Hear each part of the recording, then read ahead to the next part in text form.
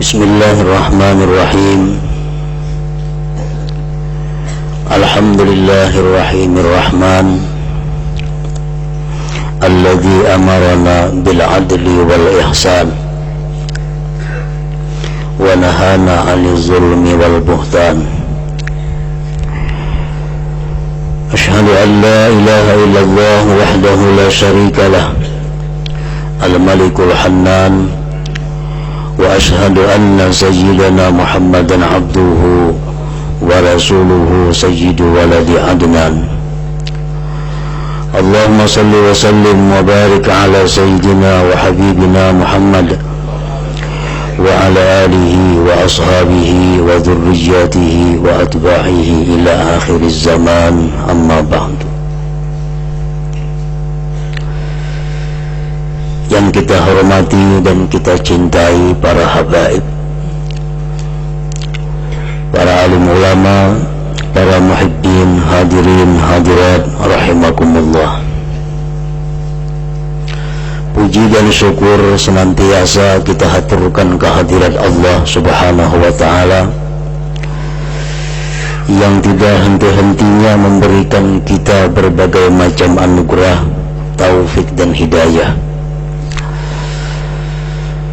Dan juga salawat dan salam kita haturkan kepada junjungan kita Nabi besar Muhammad sallallahu alaihi wasallam dan kepada seluruh keluarga, para sahabat, zurriyat dan pengikut beliau. Para muhibbin rahimakumullah, al-hadithus sabi'a asyar, hadis yang ke-17 dari 40 hadis. An Abi Ya'la Shaddad bin Aus radhiyallahu ta'ala anhu ar-Rasulillah sallallahu alaihi wasallam qala: Inna Allaha kataba al-ihsana ala kulli syai' fa idza qataltum fa ahsinul qitlah wa idza zabahtum fa ahsinuz zibha wal yuhidda ahadukum syafratahu wal yurih zabihatahu. Rawahu Muslim. Dari Abi Ya'la Shaddad bin Aus radhiyallahu ta'ala anhu, dari Rasulullah sallallahu alaihi wasallam, beliau bersabda: Inna Allaha katabal ihsan ala kulli syai'. Para pensyarah hadis menjelaskan makna itu innallah katabal ihsan ala kulli syai'. Innallaha talabal ihsan ala kulli syai'. Sesungguhnya Allah menuntut kita untuk melakukan ihsan atas tiap-tiap sesuatu. Menuntut artinya bisa hukumnya wajib dan bisa hukumnya sunat.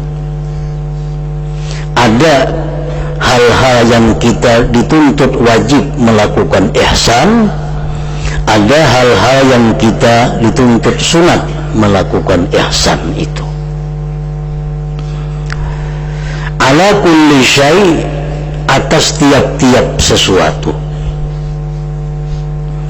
Nah, para muhibbin rahimakumullah, ihsan itu artinya adalah berbuat baik sesuai dengan tuntunan syara. Jadi berbuat baik itu bukan menurut adat istiadat, bukan menurut perasaan kita, tetapi berbuat baik sesuai dengan tuntunan agama. Itu namanya adalah ihsan.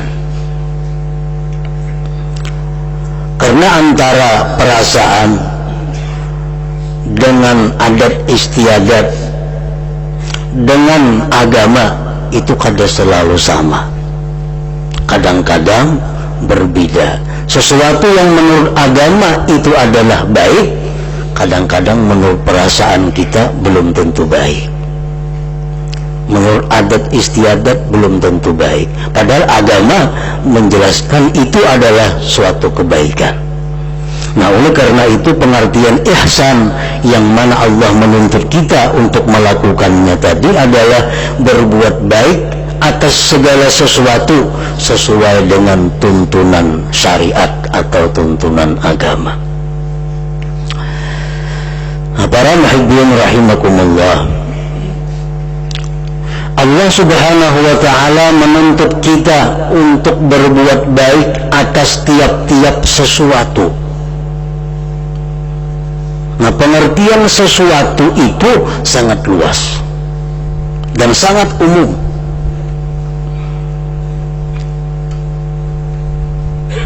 Sehingga mungkin di dalam sesuatu itu mencapai beberapa masalah. Para ulama kita telah menguraikan, menjelaskan pengertian sesuatu itu. Allah subhanahu wa ta'ala menuntut kita, memerintahkan kepada kita agar kita ini berbuat baik atas tiap-tiap sesuatu. Sesuatu itu adalah pertama an-nafsu, diri kita sendiri.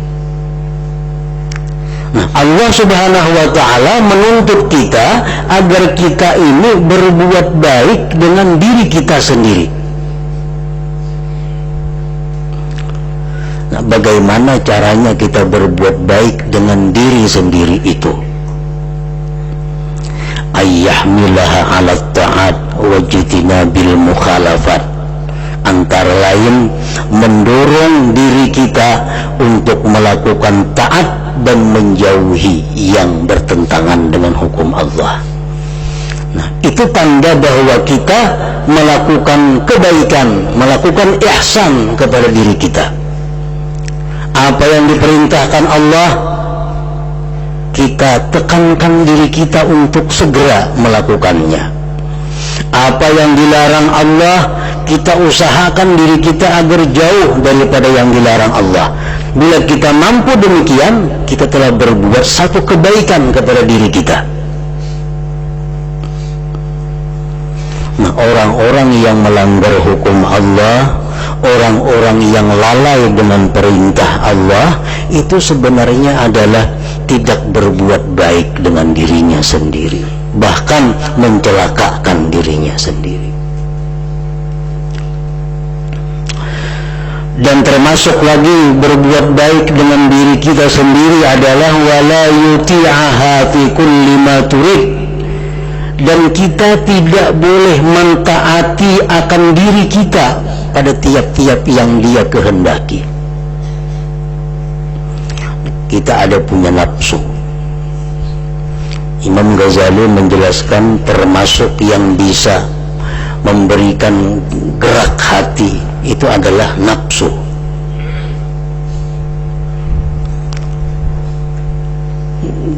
Geritik hati kadang-kadang bisa timbul dari nafsu. Nah, jangan selalu dituruti. Walaupun kelihatannya apa yang dikehendaki oleh nafsu kita itu berupa ibadah atau taat kepada Allah. Karena nafsu ini bisa menyuruh kita maksiat, bisa menyuruh kita taat. Tidak sedikit taat-taat ibadah-ibadah yang didasari oleh nafsu.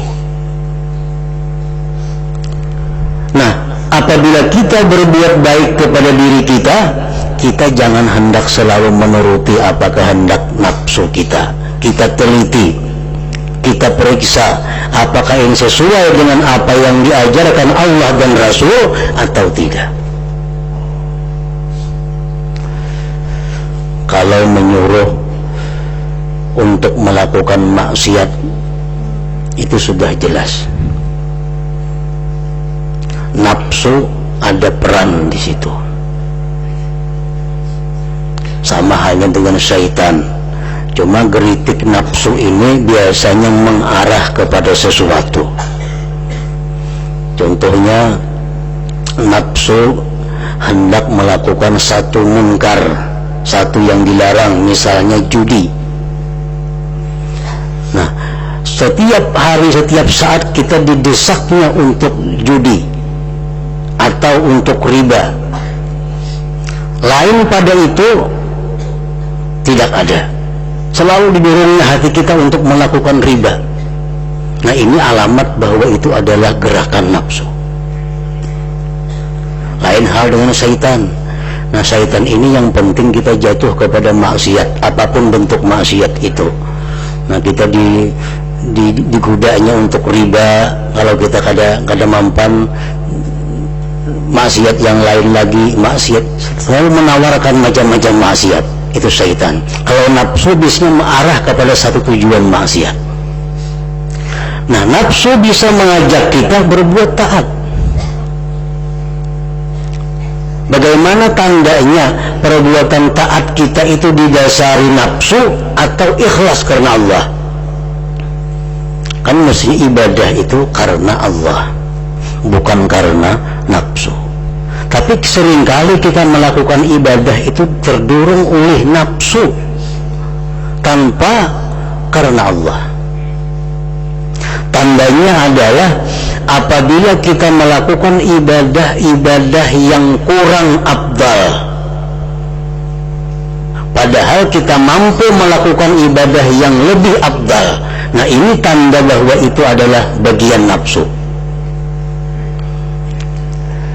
Kita bisa melakukan ibadah yang lebih afdal, tapi kita kada hendak dan kita gawe ibadah yang kurang afdal. Nah, di sini ada nafsu. Karena kalau kita karena Allah pasti mencari yang paling banyak pahala. Nah, kalau karena nafsu kita mencari ibadah yang sesuai dengan nafsu kita. Kita ambil contohnya, kebiasaan mengqadha sembahyang. Nah, sembahyang wajib, sembahyang fardu yang ditinggalkan bertahun-tahun, sehingga sudah 10 tahun kada sembahyang atau belang kambingan sembahyangnya. Nah, di situ kita dituntut yang paling utama adalah mengqadha sembahyang itu. Tetapi kadang-kadang kita ini ketujuh 4 sembahyang tarawih, ketujuh 4 sembahyang duha, ketujuh 4 sembahyang tahajud, padahal qadhaan kita masih banyak. Nah, bila mana kita meninggalkan sembahyang qadhaan itu padahal itu lebih utama, tapi kita melaksanakan ibadah lain yang justru di bawah nilainya, itu menunjukkan nafsu dari kita, bukan dari Allah ibadah itu. Nah, bila sesuatu berasal dari nafsu, tentu tidak ada nilai di sisi Allah Subhanahu wa ta'ala. Orang qadhaan masih banyak lagi, sembahyang sunat lain, malah Allah menerima, kada mau. Tapi nafsu kita selalu ingin sembahyang sunat, padahal qadhaan hutang banyak. Nah, ini contoh. Contoh lagi, ada keluarga kita, tetangga kita yang sakit, kada kawa berobat, duitnya kada ada. Ini membantu orang seperti ini pahalanya luar biasa besarnya. Orang ini menderita sakit, mesti dioperasi, biaya operasi kada ada. Satu-satunya keluarga yang terpandang yang tambah duit kita, tetangga yang tambah duit punya kita. Nak operasi kada kawa, sidin duitnya kada ada, memerlukan duit 2-3 juta. Nah, membantu orang seperti ini pahalanya sangat besar. Tapi kita kada tergerak hati untuk melakukan itu. Mengeluarkan duit kita 3 juta untuk itu kita keberatan. Tapi kalau ada orang bawa ziarah Wali Songo, pendahuluan mendaftarnya ini, pendahulu mendaftar, ada ziarah Wali Songo, ini habis duit 2-3 juta juga, pamulaan mendaftar. Ini sudah jelas ziarahnya ini tidak mendatangkan berkah di sisi Allah. Kenapa? Nafsu. Ziarah itu ada raminya, ujuk-ujuk satu kamarinya, Kalau membantu orang operasi apa ada? Nah, padahal membantu orang sengsara lebih besar pahalanya daripada itu. Ini menunjukkan bahwa ibadah kita ziarah itu tidak ada nilai. Tidak ada nilai. Karena kita meninggalkan ibadah yang lebih besar pahalanya, mengejar yang pahalanya rendah, menunjukkan nafsu kita yang berperan dalam diri kita. Itu contohnya. Nah, jadi jangan hendak mentaati setiap apa yang diminta nafsu kalau kita ingin berbuat baik kepada diri kita sendiri. Nah, pertama itu. Yang kedua, termasuk tiap-tiap sesuatu atau segala sesuatu itu adalah berbuat baik kepada seluruh manusia, terutama kaum muslimin. Nah, bagaimana bentuk ihsan kita kepada manusia?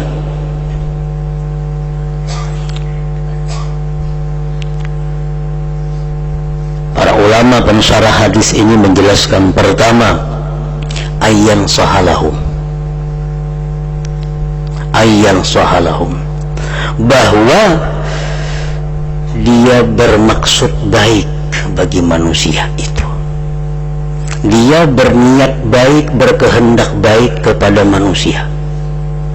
Dia tidak ingin seorang jua pun manusia itu sengsara. Dia tidak ingin seorang jua pun daripada manusia itu celaka. Dia tidak ingin seorang jua pun dari manusia itu rugi. Dia tidak ingin seorang manusia jua pun kalah. Nah, ini bentuk ihsan kita kepada manusia, terutama kaum muslimin. Termasuk dalam ihsan kita kepada manusia, wa yas'ala lahumul hidayah wat taufiq wa yatasaddaqa an mautahum wa yad'u lahum bil maghfirati war rahmah. Termasuk ihsan kita kepada kaum muslimin, kita memintakan bagi mereka taufik dan hidayah, memintakan mereka itu ampunan, kita bersedekah kepada orang-orang yang mati dari kaum muslimin. Itu bagian daripada ihsan kita. Kita melaksanakan haul jama' khususan ila roh bulan bin bulan, summa kemudian ila arwah jami'il muslimin wal muslimat. Nah, itu ihsan ngarannya kepada mereka. Kita doakan mereka.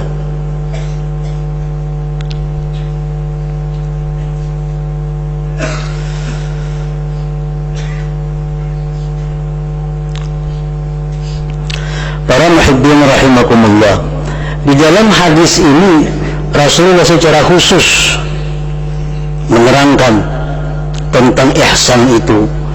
Fa idza qataltum fa ahsinul qitlah wa idza zabahtum fa ahsinuz zibha wa la yuhidda ahadukum syafratah wa la yurih zabihatah. Rawahu Muslim.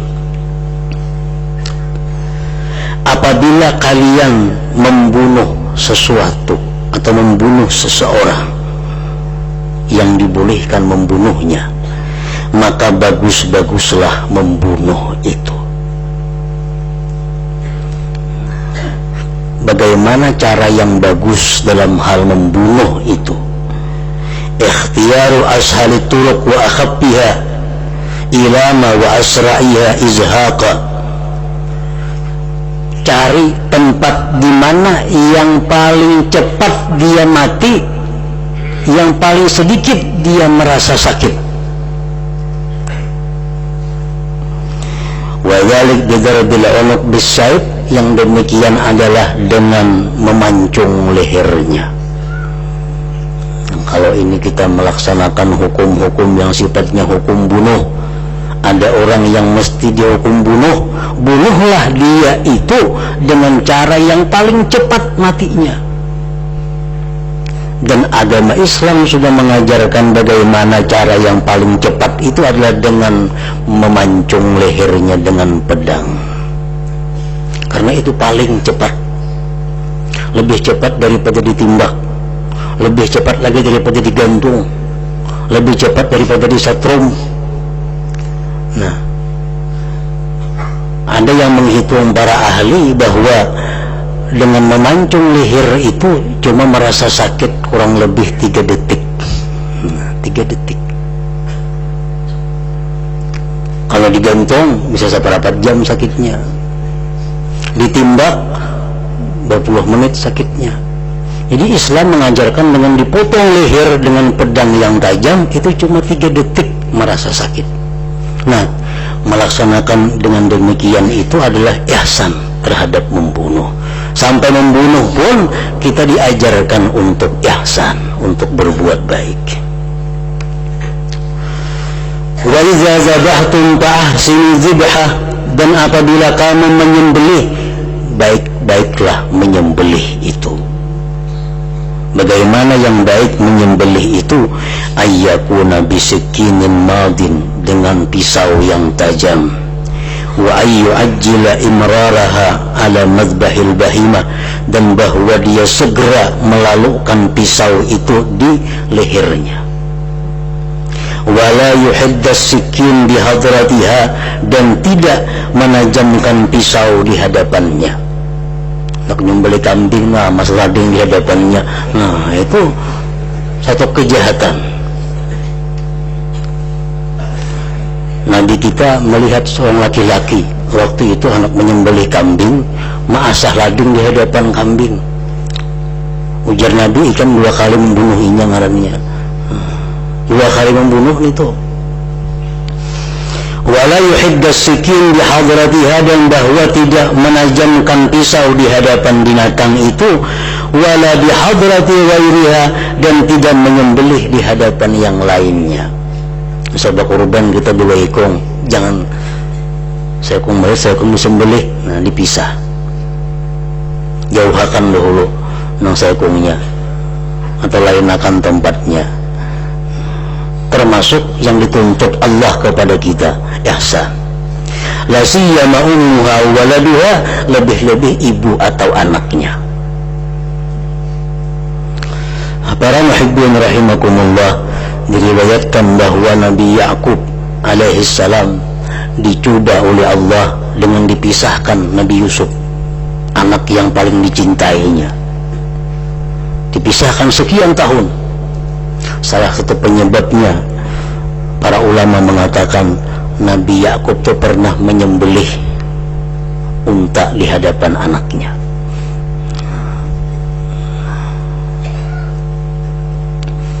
Akhirnya dibalas Allah di dalam dunia kehilangan anak yang paling dicintai, Nabi Yusuf alaihissalam.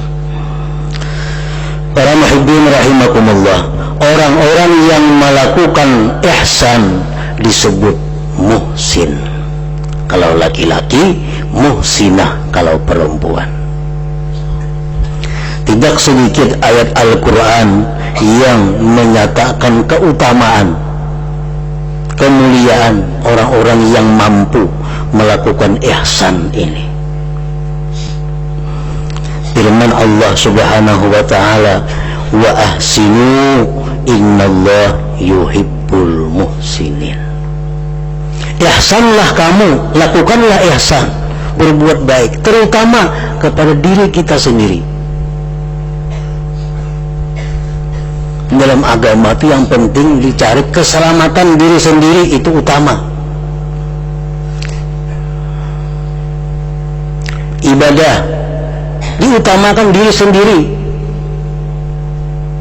Untuk pendekatan kepada Allah yang paling utama diri sendiri. Contohnya berfitrah umpamanya, di rumah ada 5 yang difitrahi, beresnya cuma cukup untuk seekong. Siapa yang difitrahi? Ya seorang dulu. Yang lain pada tahu urusannya. Ini urusan ibadah. Al-ithar bil urat makruhun, mengutamakan orang lain dengan ibadah itu dimakruhkan. Umpamanya sab di muka Anda kosong, datang kita berdua, jangan menyuruh kawan, makruh kita. Kalau perlu berdahuluan. Jangan bertunjulan memenuhi sab menunggu ikum saya ada boleh itu. Karena ini ibadah, mengutamakan orang lain dalam ibadah itu dicela. Kalau urusan dunia mengutamakan orang lain itu mulia. Nah, Wa ahsinu, berbuat baiklah kamu, innallaha yuhibbul muhsinin, Allah mencintai orang yang berbuat baik. Bila Allah mencintai, maka orang tersebut tidak akan ada punya dosa. Selalu dihapus Allah dosanya, kesalahannya. Amal ibadah selalu diterima Allah, karena Allah sudah ada cinta kepada orang itu. Innallaha yuhibbul muhsinin. Dalam Al-Quran lagi Allah menyatakan inna rahmatallah qaribun minal muhsinin, bahwa rahmat Allah itu dekat dengan orang-orang yang muhsinin, dengan orang-orang yang berbuat baik. Kasih sayang Allah, rahmat Allah itu berputar-putar di sekeliling orang yang melakukan ihsan tadi. Dan yang lebih kuat lagi firman Allah, wa innallah lama'al muhsinin. Sungguh bahwa Allah itu bersama orang muhsinin. Allah bersama dengan orang yang berbuat ihsan. Kalau sudah Allah bersama ini manusia, bersama ini orang ini kadang akan menemui kesusahan, kadang akan menemui kesulitan, kesengsaraan, baik dunia apalagi akhirat, karena dia bersama dengan orang yang maha mulia, maha kaya, maha segala-galanya. Innallah lama'al muhsinin. Firman Allah lagi di dalam Al-Quran, fa innallah la yudhi'u ajral muhsinin. Allah tidak akan menyia-nyiakan pahala orang yang muhsin itu. Orang yang berbuat baik itu sekecil apapun pahalanya, Allah akan pelihara, tidak akan Allah sia-siakan. Lahum ma yasha'una 'inda rabbihim dzalika jazaa'ul muhsinin. Bagi mereka itu apa yang mereka mau di sisi Tuhan, apa yang mereka hendak, apa yang mereka inginkan diberikan oleh Allah Subhanahu wa ta'ala. Syaratnya kita melakukan ihsan, kita mesti jadi orang termasuk muhsinin yang melakukan kebaikan-kebaikan, terutama kepada diri kita sendiri. Para muhibbin rahimakumullah, selanjutnya hadis yang ke-18. Ila hadratin Nabi sallallahu alaihi wasallam. Al-Fatihah.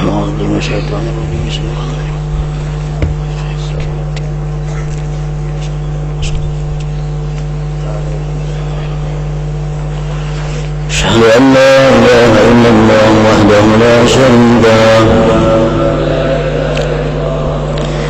وأشهد أن سيدنا محمدا عبده ورسوله لا إله إلا الله نستغفر الله لا إله إلا الله نستغفر الله لا إله إلا الله نستغفر الله لا إله إلا الله ونتوب إلى الله لا إله إلا الله محمد رسول الله صلى الله عليه وسلم ويا أيها منه شفاعة صلوا عليه وسلموا تسليما اللهم صل وسلم